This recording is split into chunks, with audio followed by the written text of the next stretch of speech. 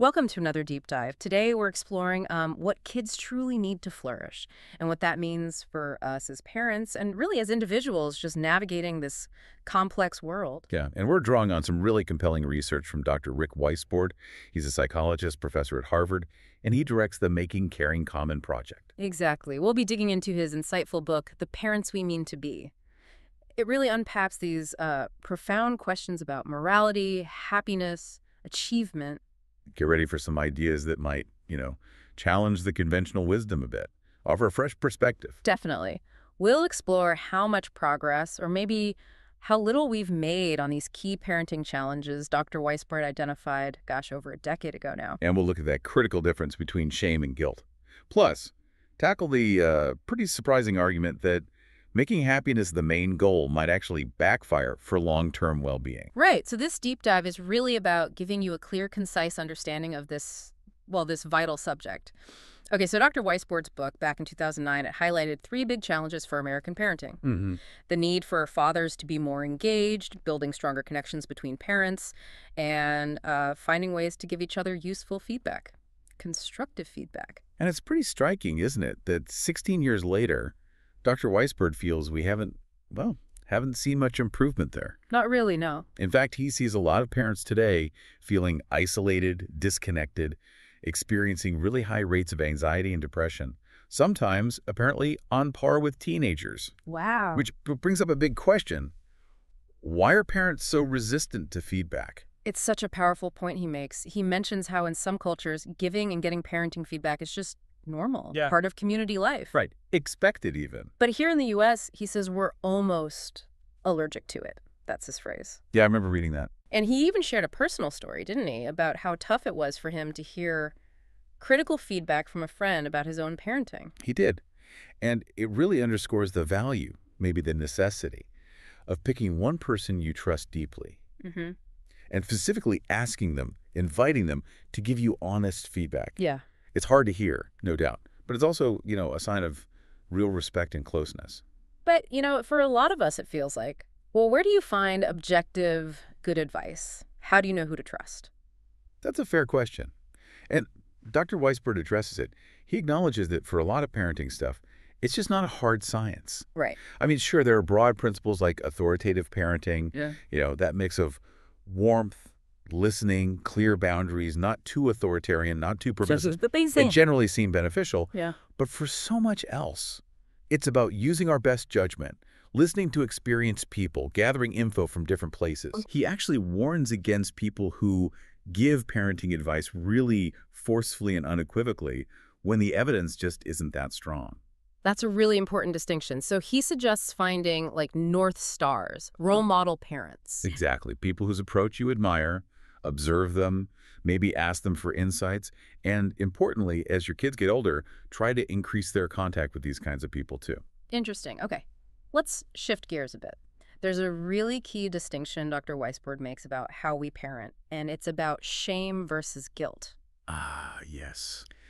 This is crucial. He explains that shame is more about perceived flaws, defects, and worrying about them being exposed publicly. Right. It's often more about how we want to be seen as parents. Exactly, rather than the child's actual action. Guilt, though, he says, is different. It's usually tied to a specific thing the child did, and it points towards a way to repair things, to make amends. And that distinction, it reveals something broader, doesn't it? Yeah. That while parents obviously have influence, it's not some simple A plus B equals C equation. No. Kids have complex inner lives. They're shaped by so many things.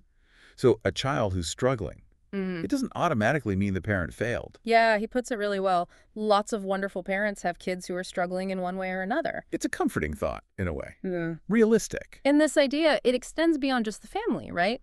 Dr. Weisbord expresses real concern that morality itself seems to have been demoted or sidelined in public life. He does. He talks about seeing unprecedented levels of just meanness, dishonesty, polarization, demonization. He basically says we're morally off the rails. Strong words. Yeah.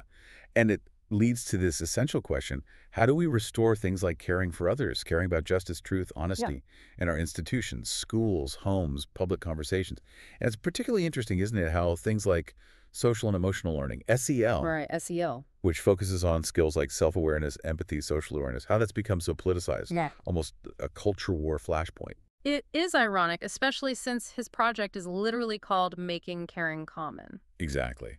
But he points out, despite the political noise, surveys show the vast majority of Americans across the spectrum still agree it's important for kids to be caring, empathetic, fair. So the common ground is there, underneath it all. It seems to be.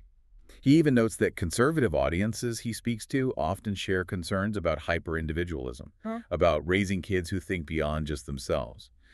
And stepping back to that bigger picture, Dr. Weisbord is also really concerned about this global trend towards, well, hyper-individualism. Right, where the absolute best thing seems to be just amassing personal wealth or fame or attention. Yeah. And he argues that approach is just fundamentally at odds with building morality, building community. And it creates a weird kind of paradox, doesn't it? Yeah. Because if everyone only acts for themselves, Communities don't thrive. right, and then ironically, individuals probably don't flourish as much either in the long run. You want kids helping each other, not just seeing everyone as competition. And this connects to his point about the loss of sacrifice. Oh, yeah. He argues that being a moral person involves, sometimes, doing things that cost you something personally. Like standing up for a cause, even if it's unpopular or difficult. Exactly. Or caring for a sick relative, things like that. Huh. But this combination of hyper-individualism and this relentless focus on immediate happiness means we often just abandon those actions, actions that are actually vital for a healthy society. Which brings us to one of his most, maybe, counterintuitive points. Yeah. He actually proposes we should not have happiness as our main explicit goal for our kids. It sounds radical at first, doesn't it? It really does. But his reasoning is quite compelling. He suggests that instead we should focus on teaching kids things like being caring, building good relationships, working hard, contributing to their communities. Okay. And his belief is if kids are those things, they'll likely be happier in the long run, naturally. Ah. And it's better for everyone collectively. He warns that when happiness becomes the explicit goal, that's when we start ditching the other stuff that's actually more important for lasting well-being. Right. Like overprotecting kids from any kind of adversity. Yeah, jumping in to fix every little peer squabble or making sure they only play on winning teams. He says that actually robs them of chances to build coping skills. Skills they really need later on. And he has that great phrase, mood meteorology. Yeah. Oh. Parents constantly checking their kids' emotional forecast. Exactly. And while he says identifying feelings is important, getting kids to develop empathy for other kids' feelings, that's what leads to better relationships. Which, in the end, are the most reliable source of happiness anyway. Right. It makes you wonder, doesn't it?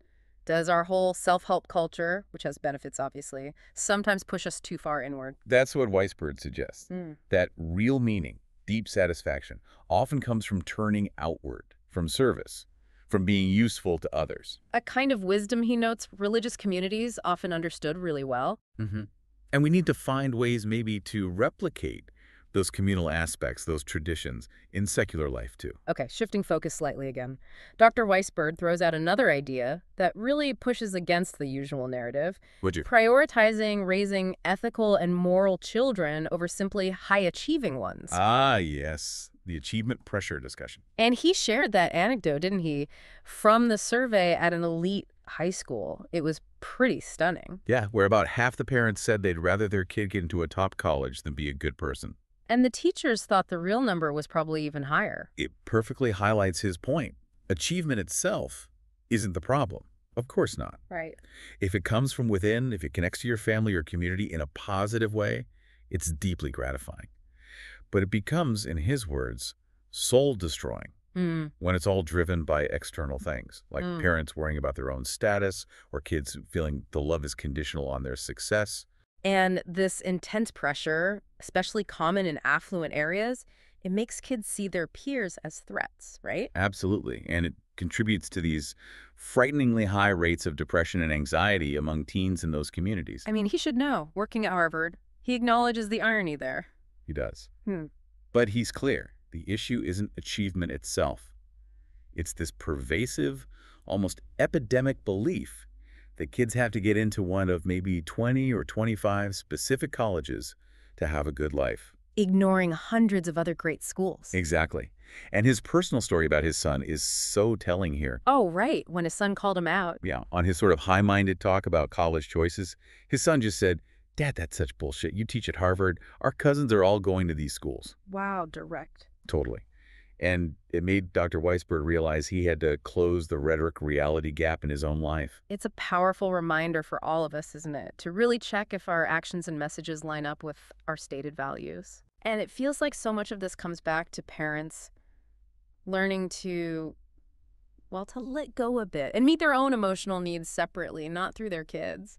That's a big part of it. He talks about how the modern desire for closer, more reciprocal relationships with kids is generally good, Sure. but the downside is when parents start treating young kids like best friends or looking to them for emotional fulfillment instead of, being the parent when it's tough. Being the grown-up in the room. Right. He even notes kids sometimes need to idealize their parents a bit, and Mhm. treating them just as peers doesn't always help them develop. Historically, previous generations seem to understand better that raising moral kids needed intentional effort. Woven into institutions. Yeah, schools, colleges, Yeah. they're often founded with ethical character development as a primary goal, not just academics. Yeah. He suggests the whole self-esteem movement Yeah. kind of misdirected us. It implied that just feeling good about yourself automatically made you a better person. Which isn't necessarily true, as he points out with some examples of politicians or corporate leaders. Right. High self-esteem doesn't always equal high morality. So, for you listening right now, what can you actually do with all this? How do you put these ideas into practice? Dr. Weisberg offers some really compelling suggestions. He does. The first one is powerful in its simplicity. Yeah, shifting your default message. Instead of always saying, the only thing that matters to me is that you're happy. Try saying, "The only thing that matters to me is that you're kind." He quotes Henry James, doesn't he? There are three things that are important in life. The first is to be kind. The second is to be kind. The third is to be kind. It's a profound shift, and it leads to another important question for parents. Remember that survey finding, where kids were asked to rank achievement, happiness, and caring. Right. They often put caring last. Even though parents say caring is most important. But here's the kicker. Kids often think their parents prioritize achievement first. That disconnect again. Exactly. So a simple, maybe eye-opening exercise is to ask your kids directly, what do you think is most important to me? That you're a good person, a happy person, or a high-achieving person? Their answers might really surprise you. They might. Second, he strongly believes we need to sort of restore the moral core of our educational institutions, schools, colleges. They should actively focus on moral development, generosity, fairness, civic responsibility. And he makes the point that kids actually learn better academically in environments where they feel cared for and connected. It makes sense. Safety and connection foster learning. Definitely. And finally, this is maybe the most insightful point. Okay. Dr. Weisberg emphasizes that the self becomes stronger and more mature, less by being praised than by being known. That's deep. Less by praise, more by being known. Yeah. He argues that our interactions with kids, or anyone really, are more impactful when they reflect that we truly see and appreciate them as unique individuals, not just generic praise like, good job. But showing you understand them. Exactly. Genuine growth happens when we feel listened to, understood, when others can kind of mirror back who we are in a meaningful way. He says, listening, knowing, appreciation are really at the heart of the matter. That really resonates. And he shared, as a parent of 3 adults now, his ultimate pride isn't just about their careers or whatever, but that they're good people, good friends, good community members who care about the right things. Even if their paths are different from his. Right. He said he's mostly super excited about that, which is lovely. So this whole deep dive, there's a really consistent thread, isn't there? Our intense focus on internal states like happiness or self-esteem, or on external things like achievement. It often distracts from the deeper, maybe more durable sources of well-being, which are found in our connections with others and our contributions to something bigger than ourselves. Yeah, the collective good. Yeah. So what does this all mean for you listening? Maybe next time you interact with a child, or frankly, any adult, consider your aim. Is it just about their immediate happiness in that moment? Or are you trying to truly know them and encourage that kindness, that moral strength that will serve them and all of us for a lifetime? Perhaps the most impactful thing we can do is just keep asking ourselves and asking our children what truly matters most. A powerful thought to end on.